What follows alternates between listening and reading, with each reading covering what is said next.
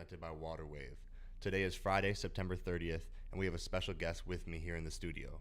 The Roseau High School alum, a 4-star recruit according to ESPN, the 98th ranked player in the class with 19th point guard, a 3-time All-State honoree, including her junior season where she averaged 31 points, 7 rebounds, 6 steals, and 6 assists per game. She had been on varsity since 7th grade, scoring over 2,000 points in her career. An inspiring guest that I'm very excited to have with me here in the studio, my friend, Katie Borowicz. Appreciate you for having me. Yes. Well, let's start with that. 31, 7, 6, and 6, Katie B. 31, 7, 6, and 6? It was that easy or what? I mean, competition wasn't too good, but...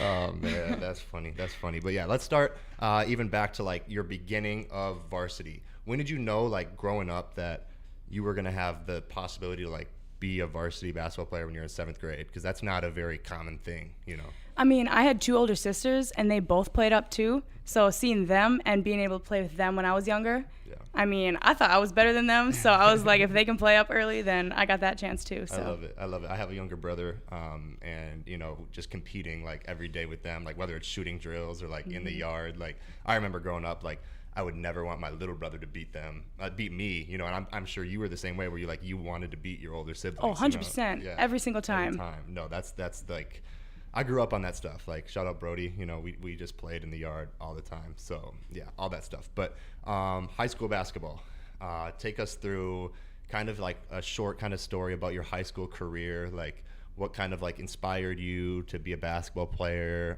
what inspired you to like be a good basketball player, because, you know, a lot of times in high school I see kids that, you know, they like the sport and, you know, they play it during the season, but it isn't like their main focus. Obviously basketball is a main focus for you. Like, why is that? Like, why do you love the game?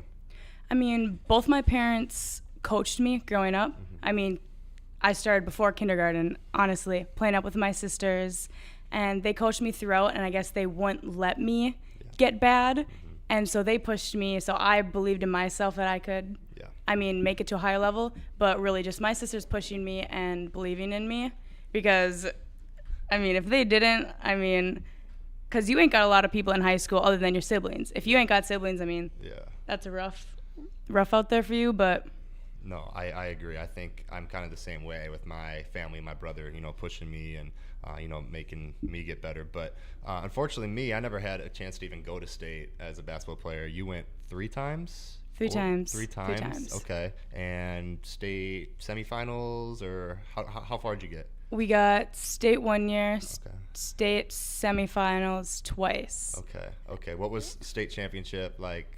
Like, what was that feeling? Was that like the best, best championship feeling out of all of them? That was absolutely amazing. So I won it with both my sisters. Oh, fun. And that had to be one of the most amazing experiences. You know, like in classes, like they'll be like, okay, like say an experience that has shaped you. Mm-hmm. I always write that down. Okay. Winning state, my 8th grade year with both of my sisters. Any specific reason like that comes to your head when you talk about, like, you know, something that shaped you? Was it like something happened in the game or the way you played, or like what like moment? Because you know, for me as a basketball player, you remember the moments more than you remember like the wins and the losses and the scores. Like, were there a specific moment, or like just hugging your parents after the game? Like, what was that, you know? No, it was very specific. So right after the game. So, okay, actually it was probably 1 minute left.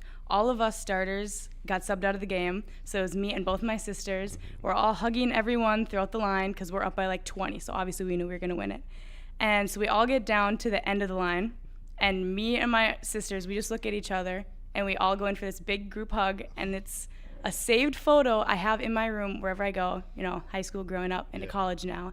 And that is, like, we're all crying and best experience of my life. Yeah, no, I even get the chills thinking about, like, you know, subbing out early and the hugs and everybody's cheering and, like, you just feel on top of the world. Like, I won 4 conference championships, and every year was kind of the same way, you know, like coming down, it's like hugging your guys and hugging your family. And like for you, it's even more special. You got your 2 sisters there, you know, talk about like growing up playing basketball with them. Like, obviously they pushed you, you know, like how did that relationship like continue to help you grow and eventually like make you into a D1 basketball player?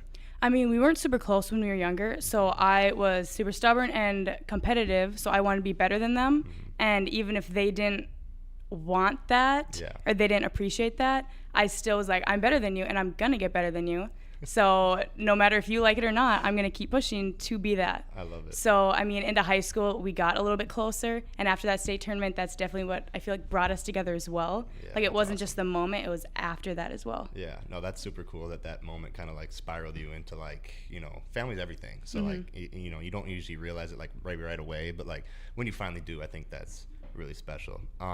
Going into recruiting, when did that start for you? Early, 7th grade, 8th grade, or was it more into high school? How did that, small town, so you're not, playing on a, national schedule or against like the best competition in the world. Like, how did that go for you, the recruiting process? I mean, since I'm a small town, I was in 7th grade when I was in high school, so I got recruited around 8th grade, and it didn't really spurt up until I'd say my 10th grade junior year. But I wasn't heavily recruited. Like, I'm not going to lie. Yeah. I mean, I got recruited by some smaller schools, D1s, and then Minnesota came along. And, you grew up in Minnesota kid, and you're just like, I want to be a Gopher. Yeah. So when that offer came. Yeah. You always had that, like, 7th, like, even growing up, like, you're like, if I could play for the Gophers, that would be, like, no question. Mm-hmm. Yeah. Since high school. Yeah. I was the same way. Obviously it didn't happen for me right away, but, like, when it finally happened, that's, like, really what was pretty special. So yeah, let's get into your late stages of high school. For people that don't know, you actually left or graduated high school early, correct? Yes. And you enrolled on the 2019-2020 team. Is that correct? Yes. That COVID year, yes, right? the COVID year, yeah. Yes. Okay. So you come in in what, December kind of time? Take us through like making that decision to leave high school and come and help the Gophers on this, this season. Mm-hmm. Well, I got a FaceTime call with Lindsay Whalen, the current head coach, and she just asked, like, okay, is this a crazy question or not? Would you want to leave high school early and come play for us? Mm-hmm. And it was COVID. A lot of people are out with the vaccine. I don't think has came out at this point, whatever. Yeah. So a lot of contact tracing. So I had to take 3 extra classes. So I was taking 10 classes for 5 weeks. It was worth it, I promise you. Yeah. So probably December 26, right after Christmas, I came on campus, and I guess just went from there. Yeah. So you come to campus and they grant you have eligibility right away. Mm-hmm. So you come in your first game against Penn State, and then you face the number 8 team in the country, Maryland. Mm-hmm. And I haven't seen it, but what I was told is that Katie B stepped in that game and just shot a deep 3 and cashed it. Is this a true story? I mean, I think there was 2, but okay, 2 threes. 2 threes. Well, you had 8 points in 4 minutes. Yep. So Lindsay subbed you in there quick, and you just decide I'm gonna go get some buckets. I'm gonna show these people what I'm about. I mean, if you got a couple minutes left in the game, I mean, you can't really go wrong with taking shots. Yeah. Might as well. How were take us through your initial emotions, going you were in high school a couple weeks ago. You were playing in Roseau, Minnesota with maybe 100 people at your game, and now you're checking in at the barn in Williams Arena, Power 5, high major college basketball. What was going through your head? Because I know I'd be freaking out a little bit, all the emotions, nervous, excited. Take us through what you remember, if there's any specific memory of that. I mean, I was definitely nervous. I'm not even 18 yet. These big girls are bullying me around.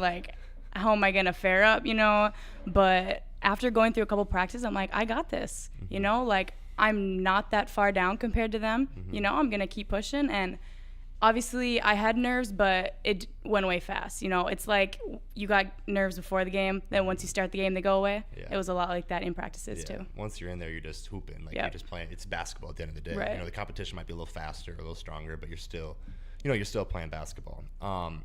That season, you got to play in, I think, about 15 games, something like that. I think so, yeah. Yeah. How did that year go? Were you happy you decided to come early? Were you what were your emotions kind of as that season wrapped up in terms of your future with the program?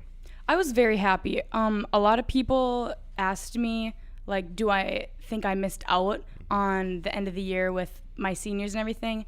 And especially because it was COVID, nothing was really happening.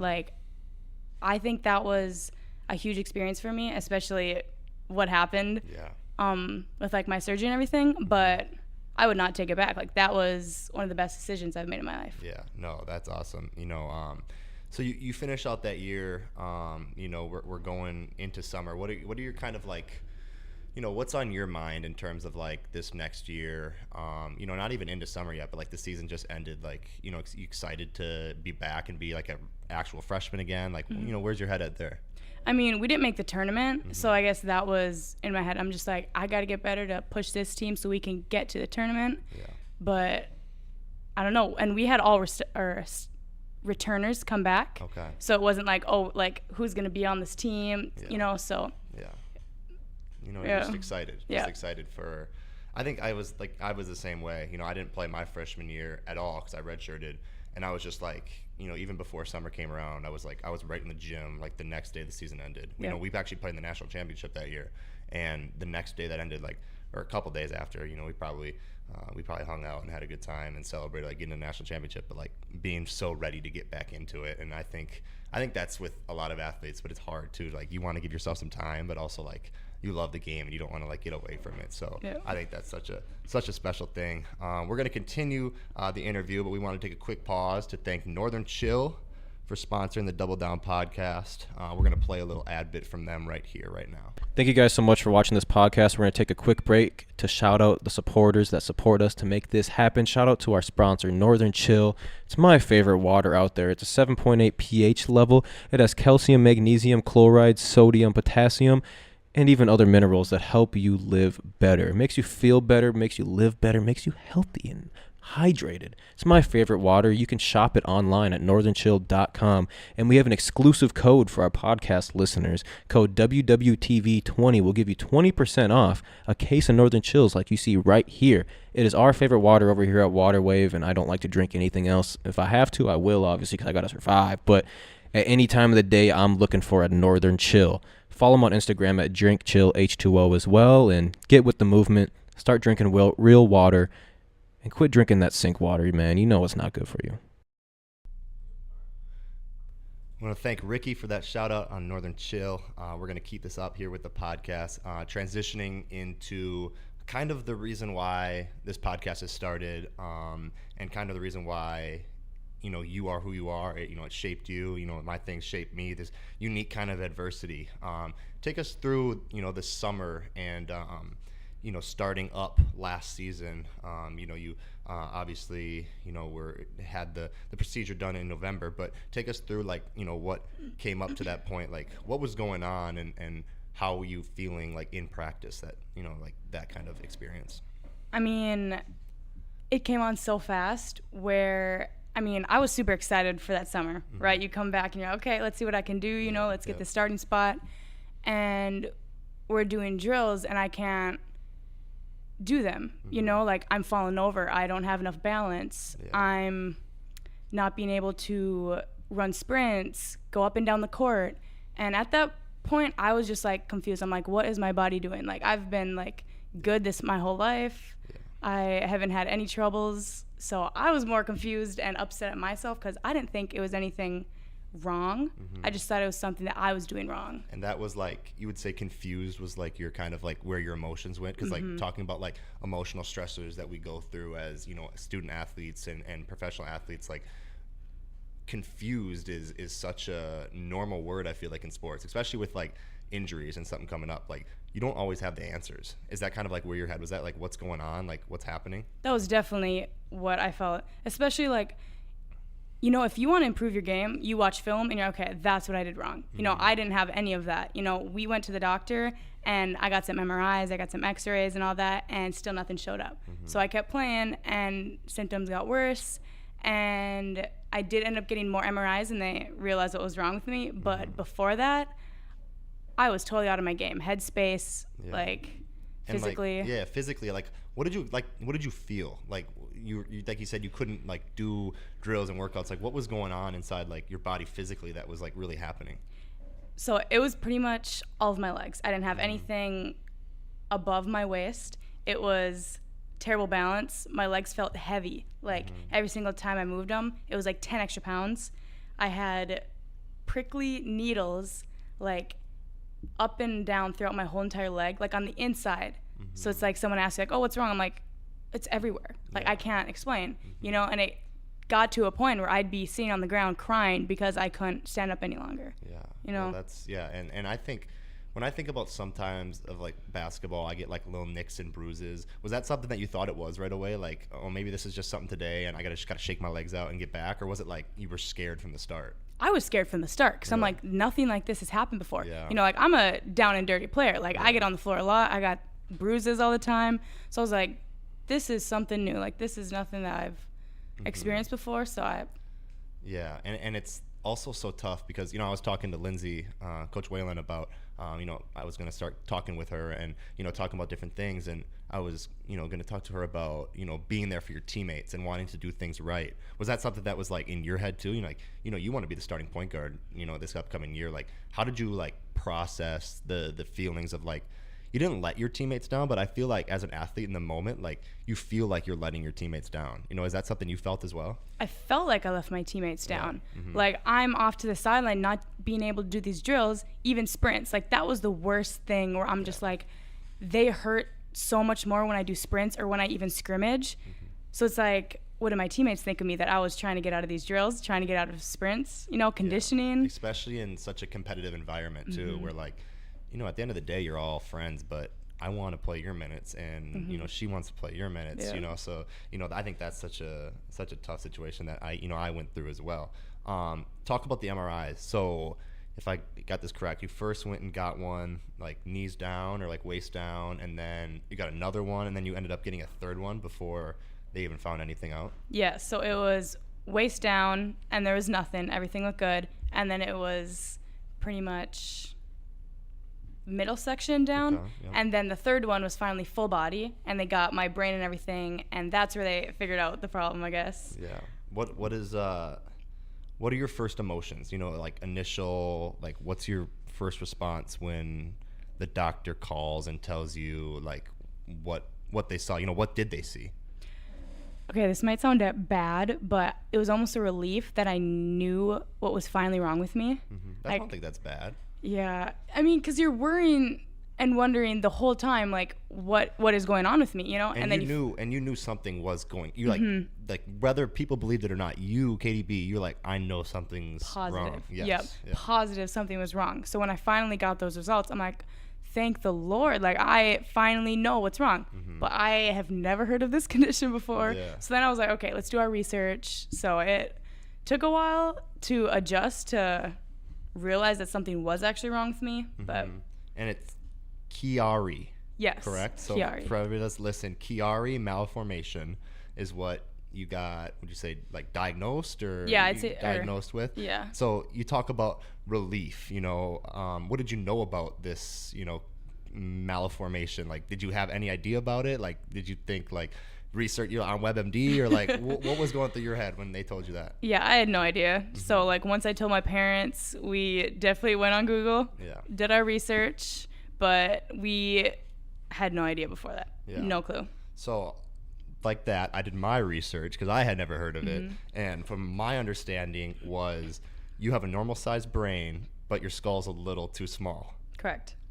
So basically, it's kind of more of a common thing than I thought. I looked it up and it was like 200,000 cases per year, which is the exact same as like ACL ruptures. So, same kind of, percentage rate in that kind of sense. So did they tell you need surgery right away? Is that something they initially told you, or they're like, we're going to tell you about what this is and then you go decide it on your own? They advised surgery, but as a basketball player, if you hear that, you're like, okay, you advise it, but like if I got the chance to play, I'm going to play. Yeah. So that was the plan. I planned to keep playing, but throughout the whole summer, correct? I planned to play throughout the rest of the year. Oh, wow. With my symptoms and everything that was going on.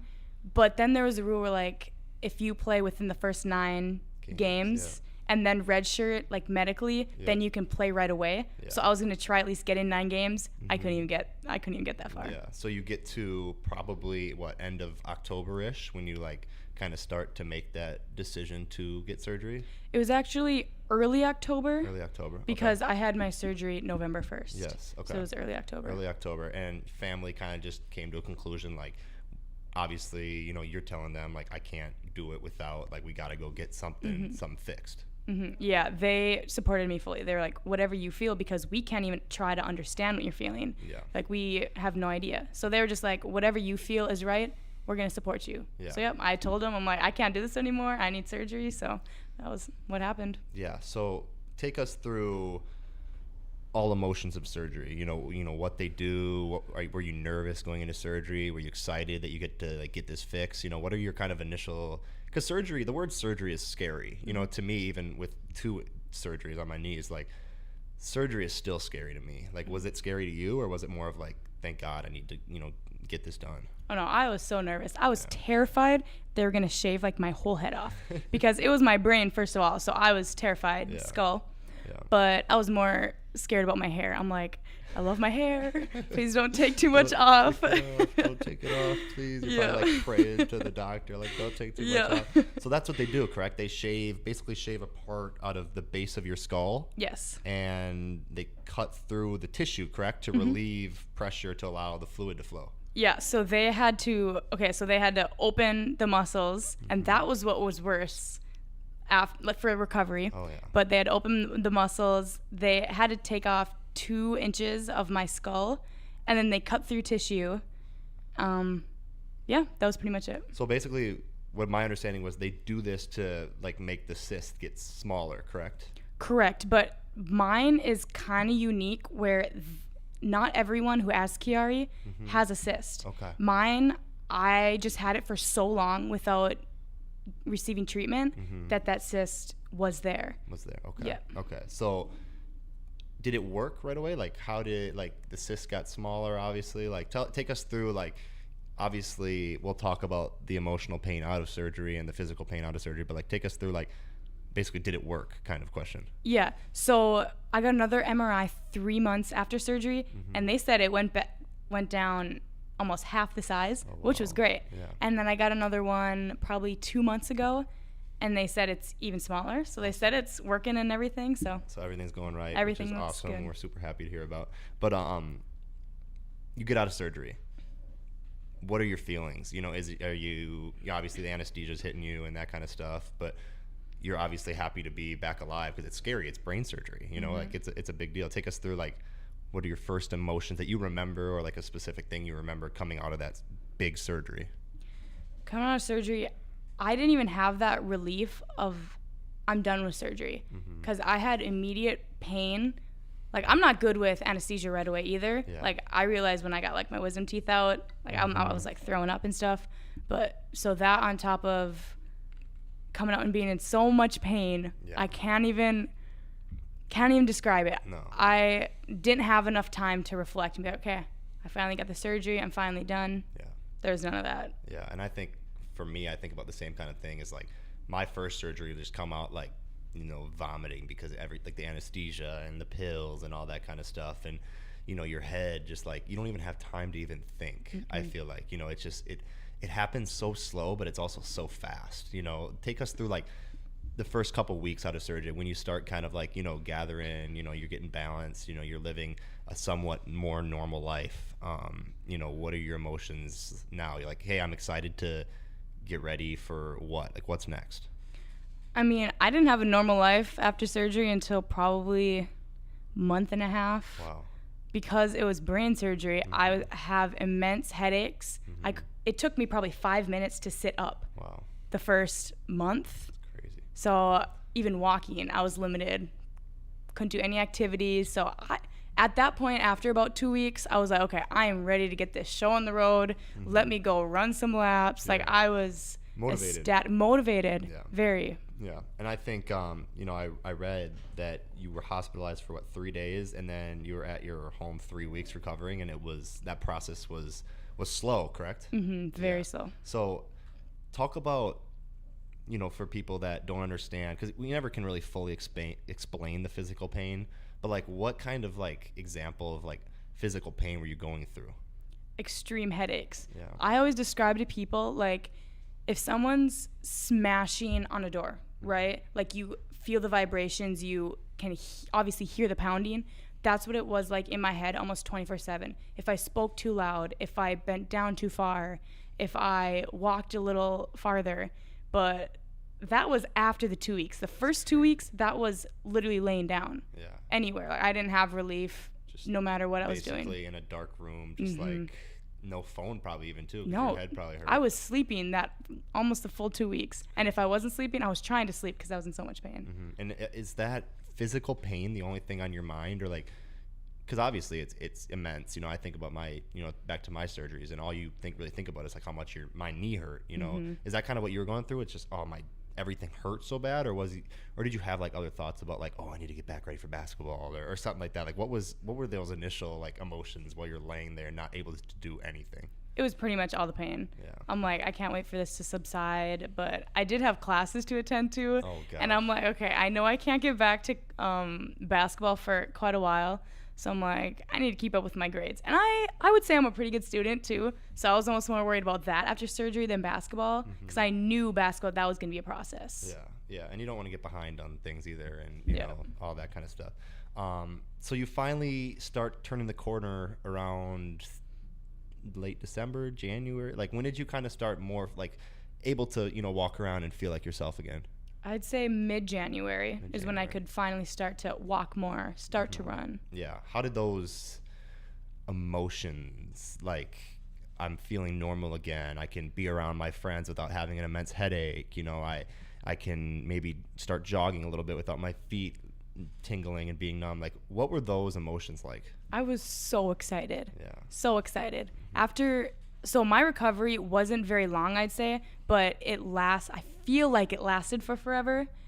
And I don't know, definitely just excited to get back on the court, back to doing normal things, like being around friends. Yeah, I think that's such a huge thing that I've talked about already on the pod, is like going through rehab, or like the dog days of surgery is so brutal, because it's like, first of all, you probably didn't even want to talk to anybody because your body hurt. I was the same way. Like, people would like want to come see me, and I'm like, no, like, my body hurts. I don't want to do that. And it makes you like, oh man, it just like makes you really appreciate like getting back and seeing like your friends and like your teammates. And how did your team take that? How did they, obviously they missed you, you weren't around the program, for a little bit there, did they obviously happy to see you back and welcome you back in, like what was that kind of like for you, and like what you thought for them as well? I mean, right after surgery, I got a video of all of them sending their love and everything, which I don't think they understand how much that actually meant to me. But coming back, it was amazing having that support, because you can't be on the court, so you're off to the side, you're doing rehab, you're sitting watching practice, so it was a lot of support, and it was really awesome. Yeah. And I think also, like, laying there, we talk about mental health, like, it sucks, like, it's so hard to think like, oh, you're worthy to be with your team, and like you feel just so down, and you just so down yourself. Did you kind of have those kind of like doubts about mental health, and talk about how really was your mental health like through the whole process? Oh no, yeah, 100%. At that point, I'm like, will I ever be back the same I was? Like, these symptoms, I felt almost like crippled to a point that like I couldn't function normal activities. Like, before surgery, I couldn't go to volleyball games, I couldn't go to football games. It wasn't even just activities then. It was standing for too long, sitting for too long. So after coming out of that, I'm like, will I ever be the same again? So I had all those doubts. I didn't want to go out anymore because I was afraid I was going to get the same symptoms. So you would say, you were scared, a lot. Very scared. How are you able to, and if maybe you have, maybe you haven't, how are you able to overcome that kind of like scariness? Was it more just like repetition and it getting better and better, or was there something that you did for your mental health or emotional health, or like, how did you kind of get over that level of being, like you said, scared? I'd say I'm still in that process right now, figuring out how to get out of it. I mean, I still got some symptoms, so that's tough, trying to live with that, figuring out why I'm still having symptoms. So I would definitely say I'm in the process right now, trying to figure that out, of how to push through, I guess. And I think it's definitely different, but it's similar to like, the process of a knee rehab. It's like trying different things out, and figuring out what you can and cannot do, and like working.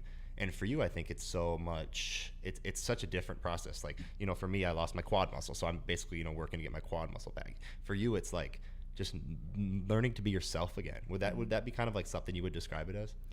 I would definitely say that. Like, I look back on film and I'm like, okay, I played like this. Like, do I play like that still? Like, do I still have that same IQ? Yeah. But it's also like that surgery affected my nerves. So it's like you can't really see what's happening. Yeah. So if I'm having problems, I'm like, okay, something's happening. And they're like, well, you look fine. You know how hard that is on someone? So hard. Like, I'm like, okay, so you know what's right with my body, but I don't. Yeah, especially when you, as yourself, you set standards for what you want to look like on the court. You know, you obviously, we talked about your success that you had, and you know the level that you can play at. You know how good you can, you can get back to where you were, but you can even get like better. You know, I think, for me as an athlete, I never have a ceiling on like where I want to go. Is that something you even still think about today? It's like, I can still get to this like next level, talk to somebody that's like maybe going through something like that is like, that inspiration to like get better. What motivates you is kind of my question. Well, I used to watch film and be like, okay, this is what I used to be, but I don't do that anymore. So I guess that's also part of my process. But it's more of like, I've played the game of basketball for so long that a surgery is not gonna be the end of me. Yeah.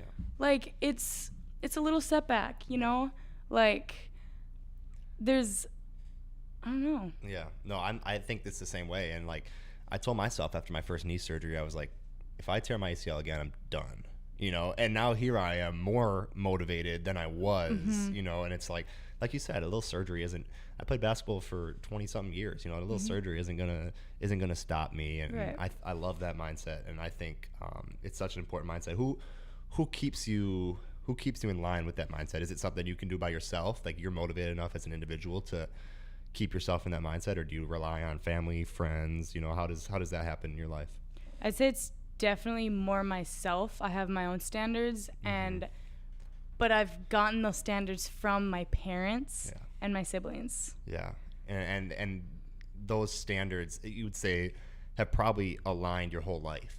Like never settling, always motivated, and that's brought you to where you are. Where I am today. Yeah. Yep. No, I think that's such a special thing too. And I think about, most of the guests that we'll have here, these high level competition athletes, none of them have a capacity for like average, and I knowing you and seeing, your efforts and how you work, like you can't just be average. Like average isn't okay. It's even when you're hurt, even when you're injured, you're like, okay, something's happening right now, but when I get out of this, I can't just be average again. Right. Is that something you think about? Because I know I think about it all the time. No, all the time. Yeah. And even when I was in rehab, I'm just like, okay, well, if someone else was in rehab, I'm probably doing better than them, right? Yes. Like, I'm going through this faster. Like, I'm going to come back faster, Yeah. Like, I had that mentality the whole time, even though I was scared, Yeah. Like, you can be scared, but also have that motivation for yourself. Which I think is so huge, too, because me and Zay talked about last episode, like, he was hurt at the same time I was, and the competition that we had with one another, like, I'm going to get better than him today. And you were doing that versus yourself, which is even a better competition. If you're able to compete with yourself, that you're only making yourself better and better and better. Yeah. So, coming out of all that, let's talk about now. It's September. It's late September. The season starts in, probably a month and a half, something like that. Where are you right now? Not exactly where I want to be yet. Which is okay. Yep. It's a process. Yes. But I do still have a couple symptoms, which we're working through. But yeah, it's pretty much day to day, how I'm feeling. Coaches are great. Teammates are great. Yeah. Very supportive. They're like, what do you need today? Yeah. And I'll be there for you. So that.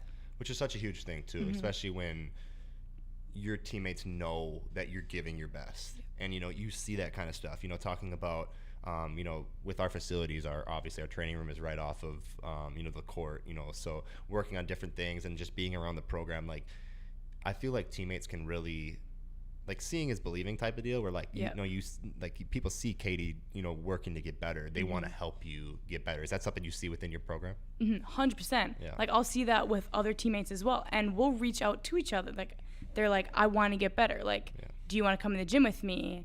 Do you want to stay after, get some shots up? Like, I need that motivation. And I'm like, I got you. Like, all of us on the team have that. It's not like individual players. Yeah, and I think it's vital. I think about, like, even back to my high school teams, having whether it's a manager or a teammate or somebody that's like hitting you up or you hitting someone else up to get in the gym. You know, I used to work out at 6 a.m. in our high school gym, and I would, you know, text my teammates like, hey, you know, let's get a workout in. A lot of them didn't want to get up early, but you know, it's the thought of like somebody's thinking about me and wants me to get better along with them. You know, and I think a program needs that kind of from the leadership from the top down. You know, you have the ultimate leader in Lindsay Whalen. You know, she's with you every day in practice. You know, how does having her as a leader, you know, with your unique, you know, story, kind of like, how does that help you every single day? Because obviously looking at somebody in your spot where, you know, women's basketball, she's kind of, you know, at the top of women's basketball, point guard, you're a point guard. Like,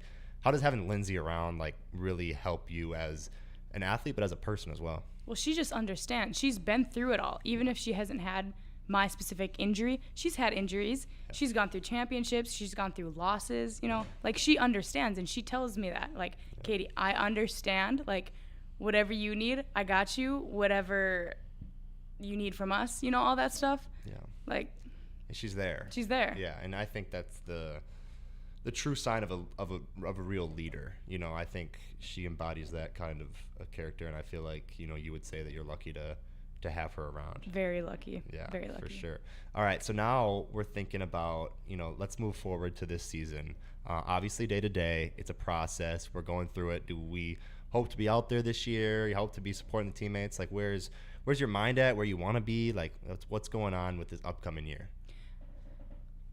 I set standards for myself, I guess. So I don't want to be like, oh, I want to start, I want to do all this. Yeah. I definitely just have the role of like, I want to be there for my teammates wherever I am, whether I'm on the court, whether I'm on the bench, you know, because every team needs that. And I'm like, I'll be that, you know, whatever my team needs. If they need more of an assist leader today, they're going to get that from me. If they need more of a scorer, they're going to get that. More of a defender, they're going to get that, you know, such a great attitude to have, especially like going through something, and, you know, everybody, not that everybody feels bad for you, but, you know, everybody's looks out for you, you know, which a caring teammate does. And when you are able to not be selfish and give that back, it tells so much about you as, you know, and your character. And, you know, I really applaud you for that.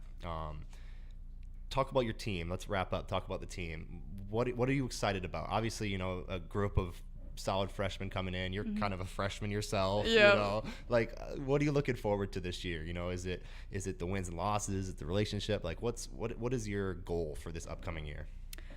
Something I'm looking forward to is the day-to-day practices. It's not even the games, because I love my team so much. We have a culture. We have like the community. Like, it is so much fun day-to-day in practices every day, every single day. So that is where I guess I'm looking forward to games.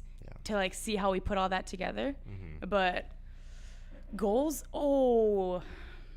tournament for sure. Tournament for sure, which is an achievable goal, I believe, in my mind, looking at your guys' program.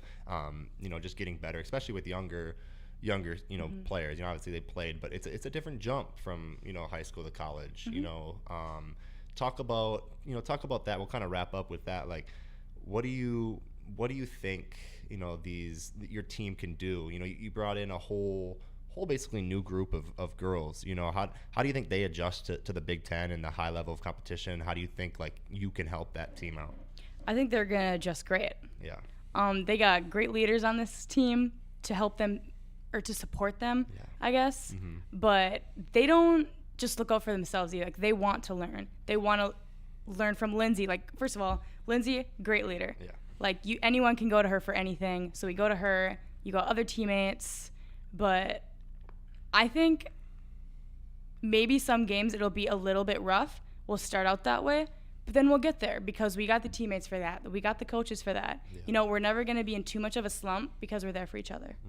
Yeah, no, that's huge too. From, like I mentioned earlier, from the top down, the program, if everybody's bought in, you know, wins and losses, they're going to come. But the experience and, you know, once you're able to have that true experience and trust one another, you can't win a championship without that kind of, you know, collaboration, like connection, and yeah, exactly. And I think even the best teams with the most talented guys, they're not going to win, or guys or girls, you know, they're not going to win unless they have leadership and they have connectedness from the top down.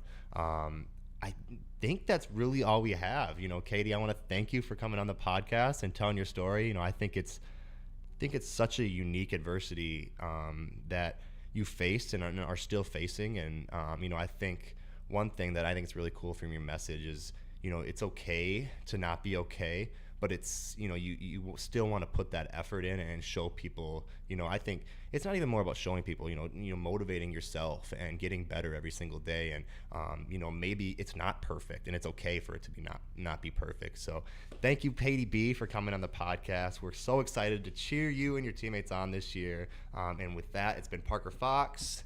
Katie B. And we are out. Peace. Thank you.